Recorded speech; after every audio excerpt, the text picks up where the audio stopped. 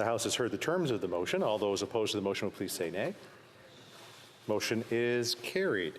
The honourable member for Saanich Gulf Islands. Merci, mille fois.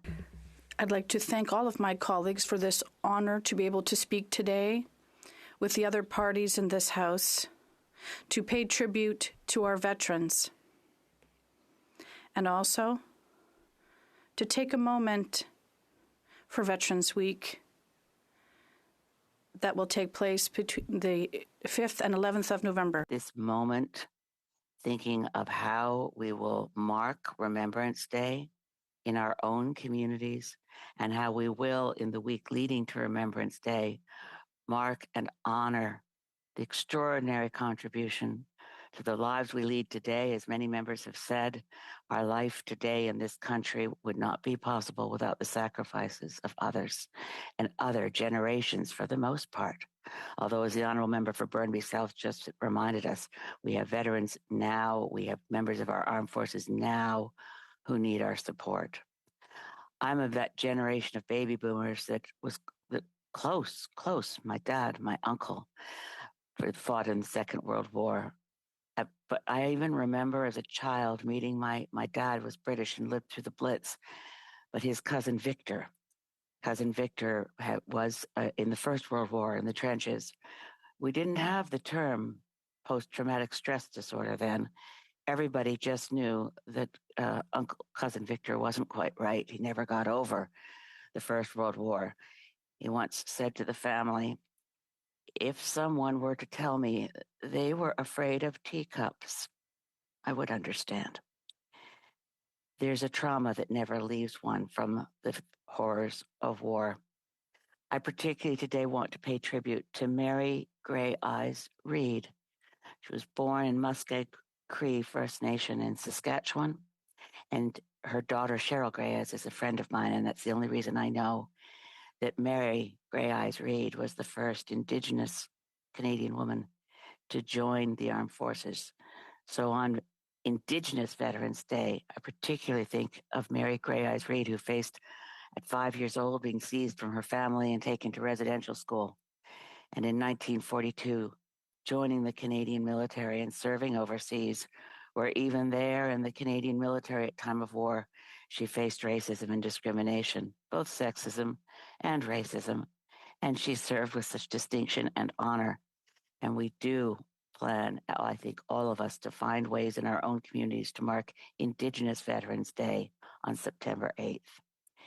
This is the first time in many a year that we've risen in this place to pay tribute to our veterans when we've actually been close to theaters of war in two places, in Europe and in the Middle East. It used to be quite, we felt so, that end of history moment when we thought the brutality of direct armed conflict, one country against another, belonged in a different time.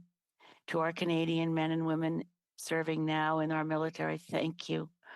We will be with you, we support you, and we must never let our veterans down. Wear the poppy and buy as many as you can, knowing that the Canadian Legion does such good work in our communities. But I just want to take a moment to pray for war dead in the most neglected of all Canadian war cemeteries. I only know about it because the former member for Cumberland Colchester, Bill Casey, when a group of us, 18 MPs, toured occupied territories in Palestinian territories and in Israel.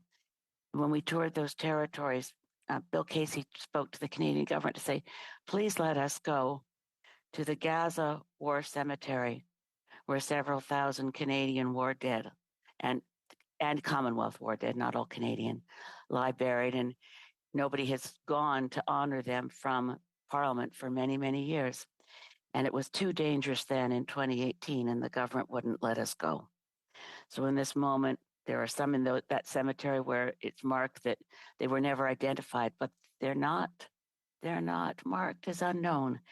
Their graves say this: here lies a soldier of the Great War, known unto God, unquote.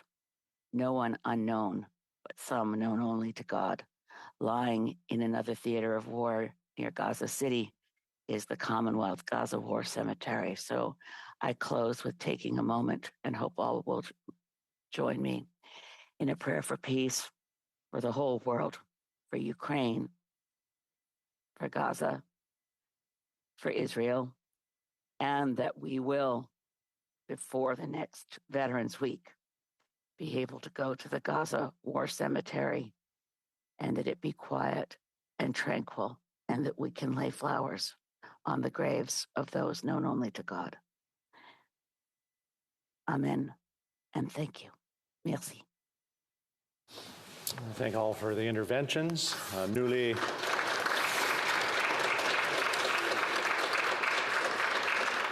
souviendrons. We will remember them. Moving on. Reports from interparliamentary delegations. Présentation de rapport de Presenting reports from committees.